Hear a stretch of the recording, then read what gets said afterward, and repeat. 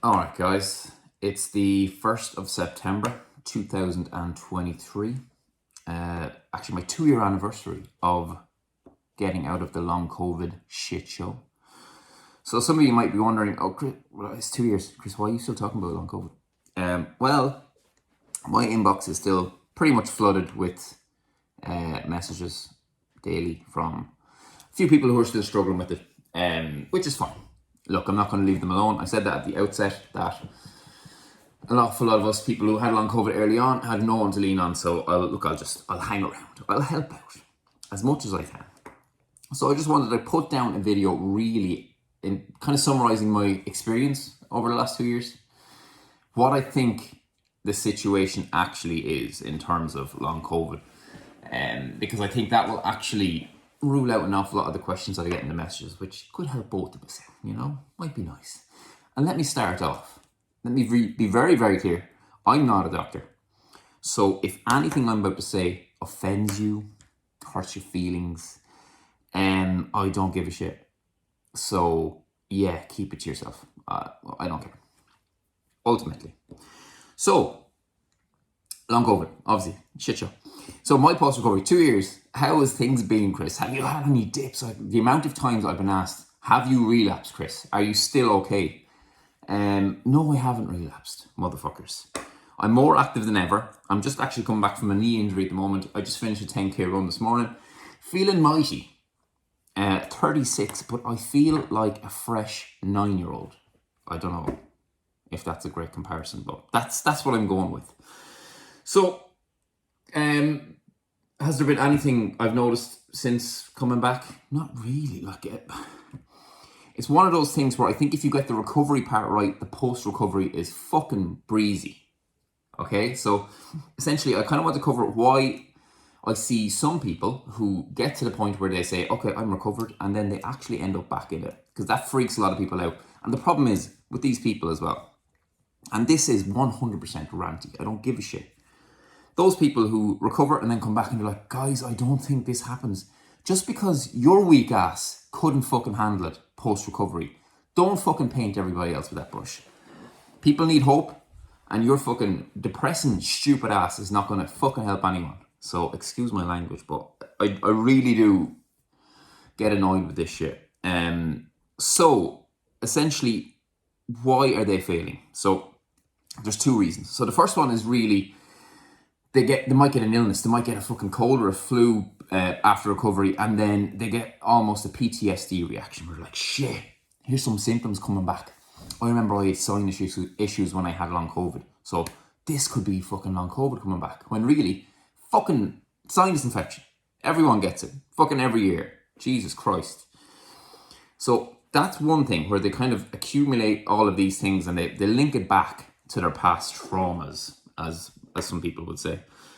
And the other thing then as well is they recovered, but they didn't really get it in their head as to why their body was shitting itself in the first place. And this comes back to the fact that, look, during the acute phase, so whether that be a week, a month, 3 months, there will be obviously virus-related symptoms. So for myself, I had fucking mad brain fog, fatigue, headaches, everything, mate. My diarrhea routine was off the charts. It was so cute.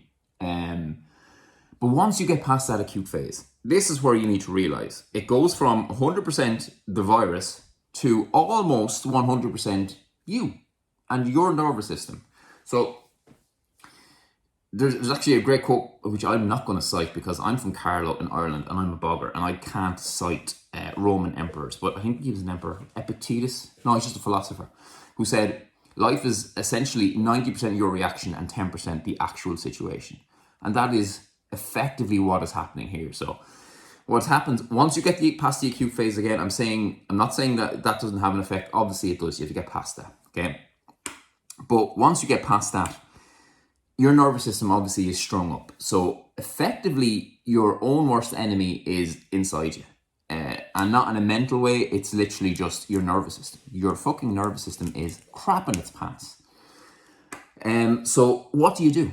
So you have to essentially try and take control of it. You can't, obviously, it's not a conscious thing. So obviously I could consciously say, okay, everything's fine, la-di-da, but ultimately your nervous system is not something that you control like that. So all you can do when the dips come, and they will come, like a cunt, they will come. When they come, don't react. That sounds so stupid and so simple, but that is ultimately what you need to do in all situations. So imagine yourself being the observer of the symptoms almost. There's a great book, Chin Paradox, which I've talked about before, where you become the observer. So as these symptoms start coming up after you've maybe walked too far the previous day, you essentially just acknowledge that this is what's happening. Oh, okay, Chris, this is super. I'm going to have the runs for 3 days and fucking banging headaches. Awesome. You freaking out and getting on the phone to your best mate and going, oh, life is a bitch, is not helping fucking anyone. That's ultimately what you need to program into yourself throughout the recovery journey. So obviously there's vitamins and there's supplements and everything that can help. Obviously building up your stamina and your walking helps hugely as well towards the end.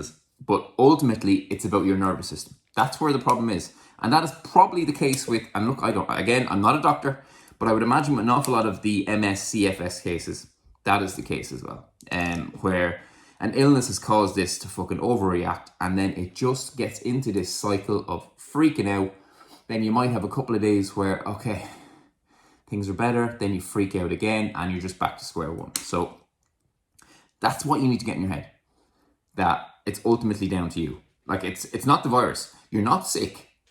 There's nothing in your body. Like, that's why you're getting all these tests run. If you're like me, I was stuck on a fucking treadmill like a little hamster. I was put with fucking ECG things. I had monitors hanging out with me for days on end. I was apparently tip fucking top, according to all the doctors. And you know what? I was. Physically, I was. This is all nervous system related. And that's why they can't fix it. Because look, there is no such thing as checking your nervous system and seeing how stuff is going haywire. So yeah, ultimately that's where we are. The problem is, I don't even know what doctors are doing these days. The problem is, people are going to their doctors, they're getting all these tests ran, everything is apparently perfect, and then they Google it, which is the worst thing you can do, and everything comes back as CFS, ME, you're motherfucking fucked for life, your dick's gonna fall off. You're gonna grow a vagina, unless you already have one, then you're gonna grow a second one. It's just, yeah, it's frustrating. Stay off Google. Just while I'm on that, stay fucking off Google, because you will, honest to God, you'll end up with eyeball cancer just Googling a fucking itchy eye. It's just crazy. Yeah, and that's it. Like, again, as I've said before, there's videos there. I'm not going to rehash everything, where you build up your walking, you get your stamina up. If you feel a little dip come on, you can take a rest day if you want, but ultimately, it's like your body, your nervous system's going to shit itself. And it's your reaction and your non-reaction to it that's the biggest thing. So there's no point in you going, okay, I feel like I'm going to have a dip, so let me just fucking do nothing for 3-4 days. That's not actually helping. I'm going to be a cunt here, but you need to get off your fucking arse.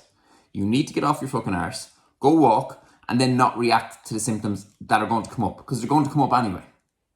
The one other thing I want to point out, which I only noticed when I went, I see I don't look at anything about long COVID, because an awful lot of people who talk about it are either arseholes, or like I said, people who've recovered and then they have a little setback and then they share it with the world like it's their little vlog, and it drags everybody else fucking down. So what I have noticed is an awful lot of them seem to be monetizing this whole thing. So whether it's books or programs or whatever it may be, just be cautious as to what you're reading and following.